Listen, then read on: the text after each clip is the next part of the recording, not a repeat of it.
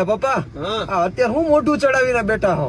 મોઢું ચડાવીને નો બેહતો વાહે બેહાડ્યો ડ્રાઇવિંગ અટા સુધી હું છે ને હોટ સીટ ઉપર બેહતો હતો, હેન્ડલ મારા હાથમાં હતું. હવે લઈ લીધું, જુવાન થયો ભેગું પરબારું. પાછો કે વાહે બેહાડીને પાછો પૂછે કે મોઢું ચડાવીને હું બેહો. લે તો લઈ લીધું તી પછી ઘરની જવાબદારી લઈ લીધી ને. હવે તમને તો રિટાયર તો કરી દીધા. હવે પેલા તમારે રિટાયર થાવું કોઈને ગમે નહીં હો, તને કહી દઉં. હા તો કઈ કામ કરો ને. અમે ક્યાં તમને ના પાડી. કરીએ પણ તમે આ સીટ હેન્ડલ હાથમાં લેવા માંડ્યા અટણ માં ઉગીને હમા થયા હતી. હા તો પણ હવે તમને તો એમ વિચારીએ કે અમારા બાપા શાંતિથી બેહેન આરામ કરે. હારું તો કોઈ હાટું વિચારાતું જ નથી. પણ શાંતિથી બેહે. હા તો હવે એમ વિચારીએ કે આખી જિંદગી મારા બાપાએ ગાડી હાકી એને બિચારાને બાજુમાં વાહે બેહી આરામથી જાતા જાતા ટેડો ખાતા ખાતા જાય, હુતા હુતા જાય. અમે યાર હારું વિચારીએ તમારા હાટું. તારો બાપો હજી એમ તો જો આમ કઈ હા ઓલો નથી થઈ ગયો.